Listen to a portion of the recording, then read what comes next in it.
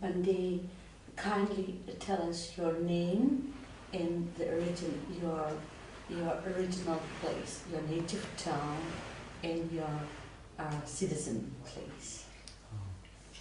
So my name is my layman's name is Santu. My Dharma name is Usantuta. I was originally born in Vietnam, and I left Vietnam for the US when I was 18. So now I live in the US near San Francisco. Bandi, let us know about your age and your wasa, please. So this year is 2018, so I am 61. And I am here as a temporary monk. So I have no wasa. Every year I come here for the last 5 years now. And I ordain as a monk and I practice as a monk. And before I come home, I disrobe. So as a lay person, what to do? Now I am I'm semi-retired.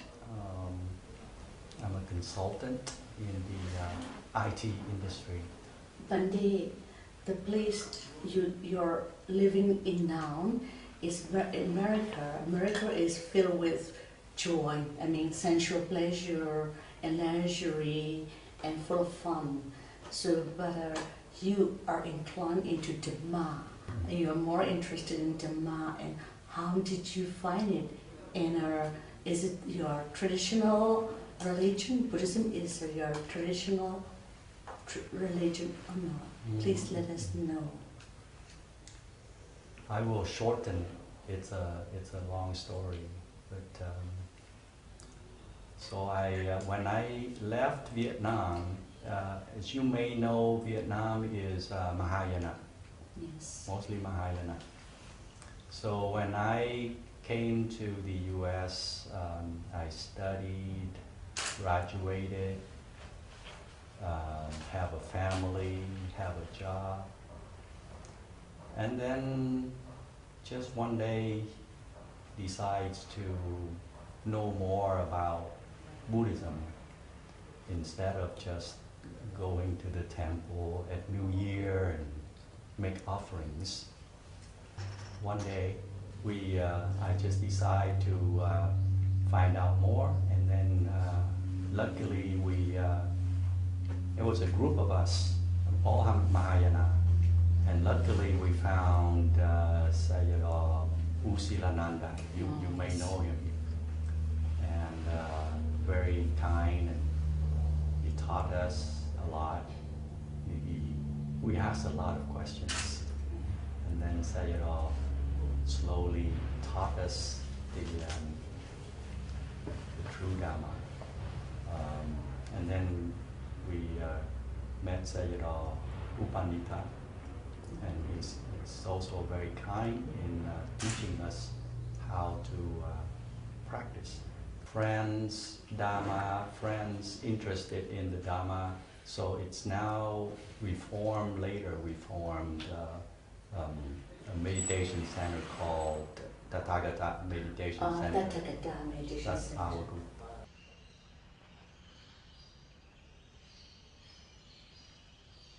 When you were introduced to Dhamma, you found it satisfied, or you seek for the truth, and then seeking, and you become satisfied.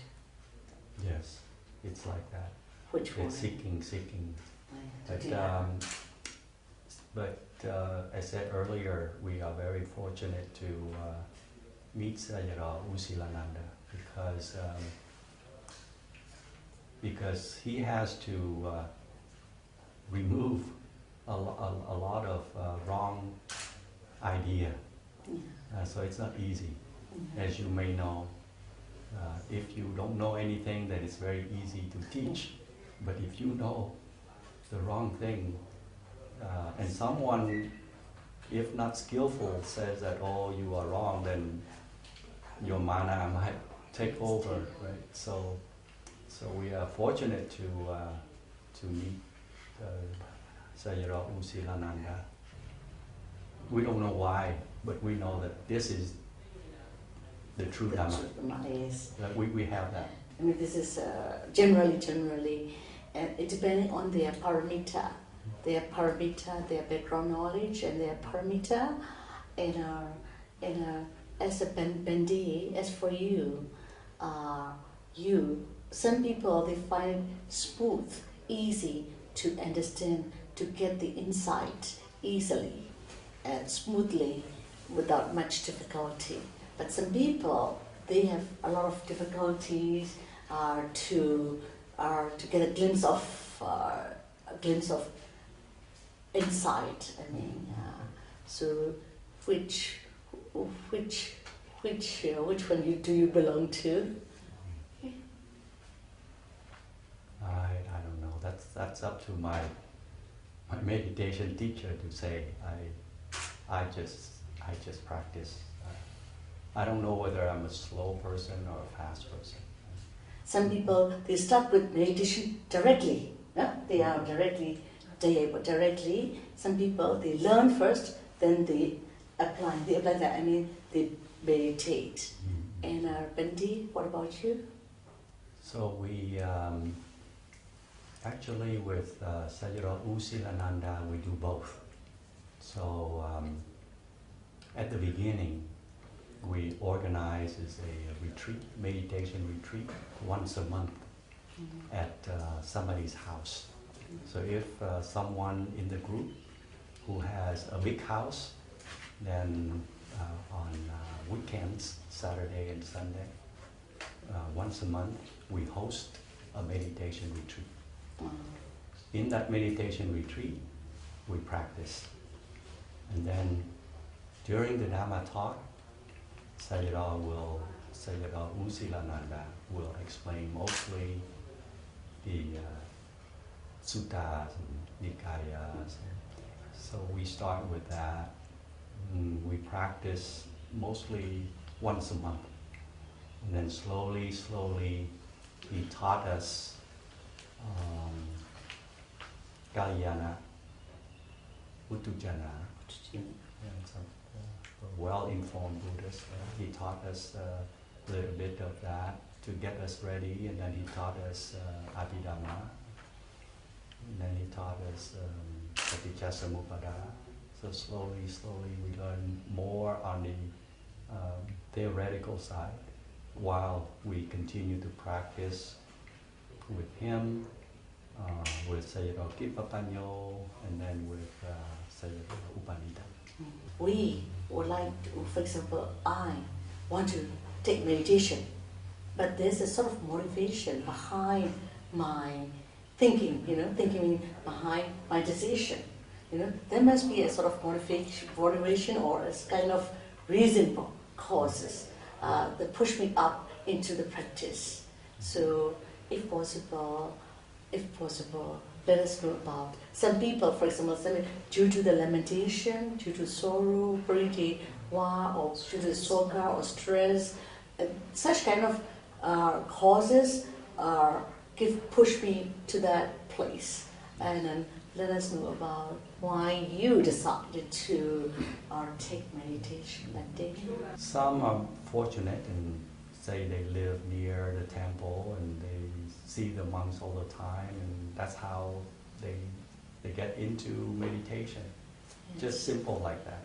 Yeah. Some has some disappointment in life and all that, and they say, I have to run away from life. But there are also, in my case, it just that one time, one day when life is so settled, graduated from university, got a good job, bought a house, have a family. So I think for me, the natural next step is to look for something spiritual. Oh, yes. It comes naturally. Yeah. So at the beginning, I go to a Mahayana Vietnamese temple. So I went in there and I asked them, I said, so what do you do to practice? And then they said, here's the book. Every morning we chant. You light the candle and you chant. So I say, is that what monks and nuns here do? And they say, yes. we do this one in the morning and one at night, something like that. I said, okay. So I borrowed that book, I went home, and every morning I do the same thing. But after 3 or 6 months, I said, this is not it. I'm not satisfied. So that's why I looked. And then I found these friends who were also looking. And then someone in the group found Sayadaw U Silananda. That's how it went for me.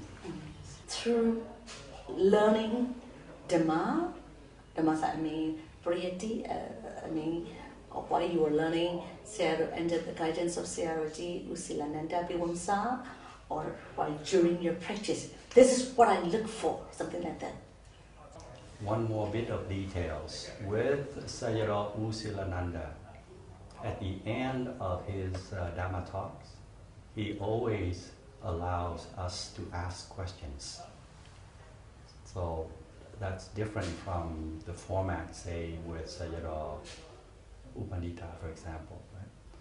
So he will preach, let's say, a sutta, and then at the end he said, do you have any questions? So we asked, as I mentioned earlier, we asked a lot of, I call it stupid questions, right? But Sayadaw was very patient and kind, and he always said, this. And he doesn't want to offend anyone, so sometimes he said, oh, I don't know, sometimes. Mm-hmm. But later on I know that he knows, it's just that he doesn't want to say, oh, that's wrong or something. So through his teaching and slowly open up our understanding, it's not one thing. It's not because we sit one day and we decide, oh, this is it. It's not that. It's just a combination of being around with Sayadaw, learning, asking questions, and sitting. I think all of that comes together, that the whole group say, this is it. And the group gets bigger and bigger. So that's why we had to go buy a piece of land and form a center, because no house is big enough to hold a retreat. You know? And then in 1991, we invited Sayadaw U Pandita to come to the US to lead the retreat. 3 weeks. 3 weeks for the first time. There's a lot of details, but I'll make it short. In one Dhamma talk, Sayadaw Ji scolded us because we did not know how to practice properly. For the whole Dhamma talk, 1 hour, he scolded us. I sacrificed, left behind many things, came here, you don't practice properly, you waste my time, you waste your time. So he scolded us, and then Sayadaw Tamarijo Sayadaw, he asked Tamarijo Sayadaw to go out, teach us how to be mindful continuously. Because when we sit very well, very quiet, rising, falling. So at the end, when it's time to do walking, we just get up and we go here, go there. Sayadaw U Silananda is very kind. He knows this group is new, so he doesn't enforce. But not Sayadaw Ji, you know Sayadaw Ji. So Sayadaw Ji scolded us. And then he sent Tamarijo Sayadaw out to say, teach this group how to be mindful. And after the Dhamma talk,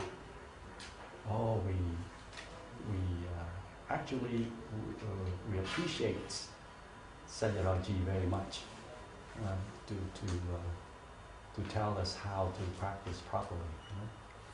And then from then on, we practice correctly. So we always said, we are very fortunate. We have Sayadaw Usilananda, Sayadaw Kipapanyo as mother. The mother always please the children. But we have Sayadaw Sri Upandita as our father. So we are very fortunate to have both the mother and the father. When we talk about the group of us, the group, you have Dhamma friends, those who are interested in Dhamma, so you put up, you set up a group. And how about the family? Do they belong to the group or not? Yes.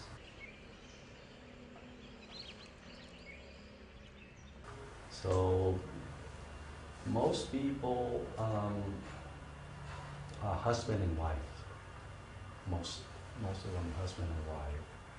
Some are husbands only, like me at the beginning. My kids are young, and my wife, she was not interested in all of this, but she supports me. And some other members the same way.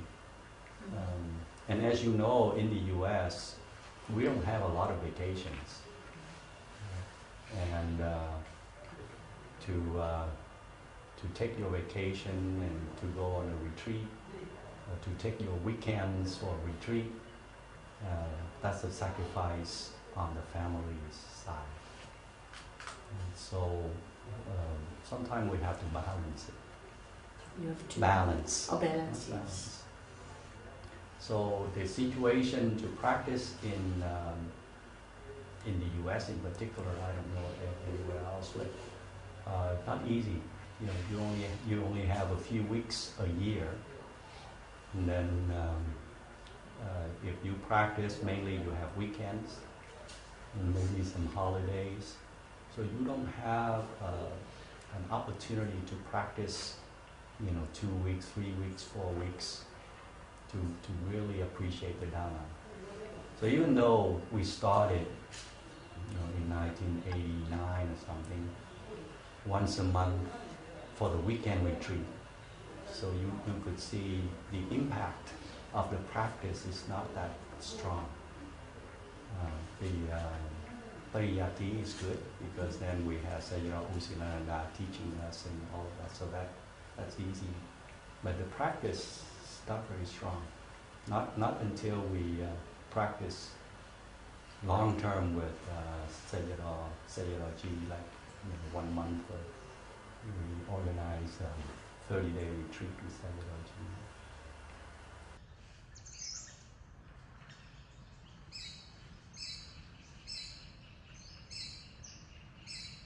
Ji. In America, some other people nearby, not just society, I mean, some people, they don't know what you're doing. If they ask you, are you doing, and how would you, what is the answer? It depends on the person who asked the question. I look at the person. If the question is not sincere in really knowing, and I just find some quick way out, just to answer like, oh, it's just another hobby that I like to do, something like that. But if someone truly, I feel that someone truly wants to know, who might be beneficial, then you have to take time to explain. And explain you're looking for the true happiness, and this is what I think. I don't know yet, but I think this is where the way to find the true happiness, something like that. Everyone has their vision or ambition, aim of life, aim in life. We set up that goal, but not in life. And but what's your ambition or aim or goal of life? And please let us know. Just want to to be able to practice the Dhamma until the end of life. We, everyone, we keep on doing because we think, we feel it's beneficial for us to keep on. We keep on working, we keep on doing. The reason is we feel or we gain we are beneficial. It's beneficial for us. It's beneficial for us. That's why we keep on working or doing something. And now you keep on practicing Dhamma. Is it beneficial? It's beneficial for you to keep on practicing Dhamma. Please let us know the benefit and the benefit. So when we practice, typically we want to end suffering. There are different ways of saying it. End suffering. I would like to experience Maggaphala Yanasa. I would like to experience Nibbana. I want to become a Sotapanna. So different people might say different things. I always think that it's more important for us to focus on the cause. Yes. You practice, and when those things come, they come. Yes. Of course, every now and then you long for something. You long for seeing something special.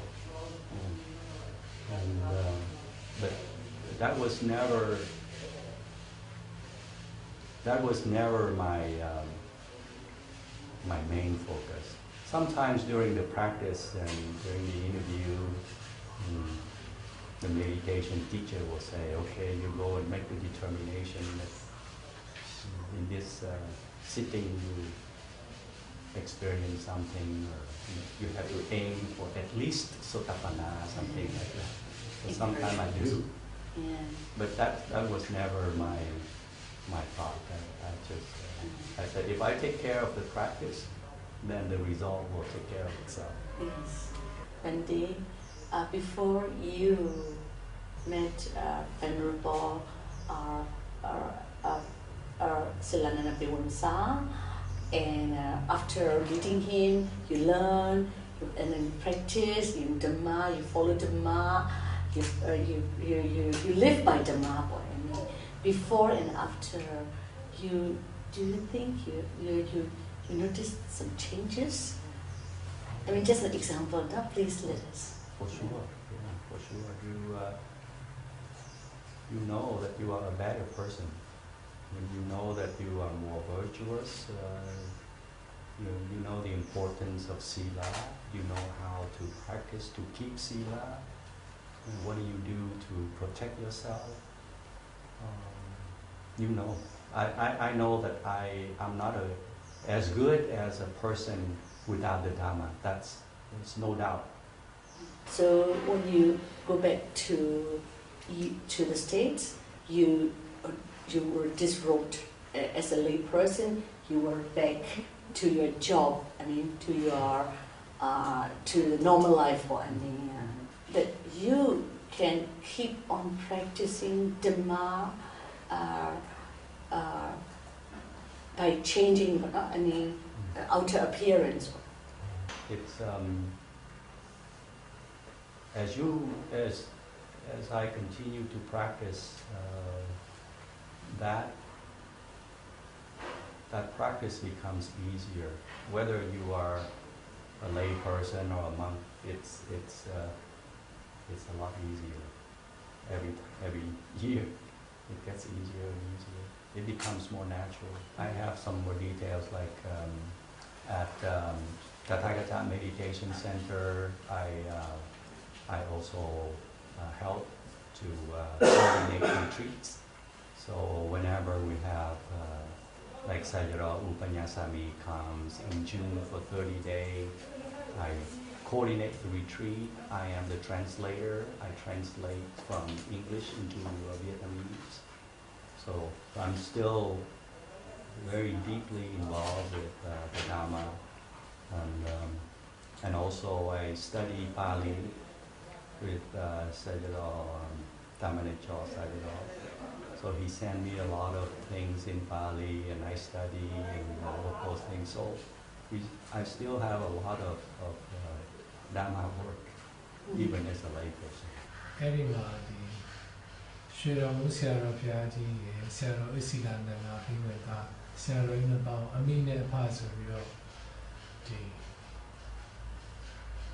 ဂုဏ်ပြုပြီးတော့ပြောသွားတယ်လေကြီးညိုစကားပေါ့နော်ကြီးညိုစကားအမှတ်သားမိပါတယ်အဲ့ဒီကျမှဒီရွှေတော်ဦးဆရာတော်ဘုရားကြီးနဲ့ဒီဆရာတော်ဦးစီလန္ဒနာပြီးတော့ဆရာတော်ကြီးရဲ့ဒီထူးခြားတဲ့ဂုဏ်ရည်ကြီးနဲ့ထုတ်ပေါ်ပြီးတော့ချီးကျူးစရာများတစ်ခုခုမှတ်မိလို့ရှိရင်သိခွင့်ရရင်သိချင်ပါတယ်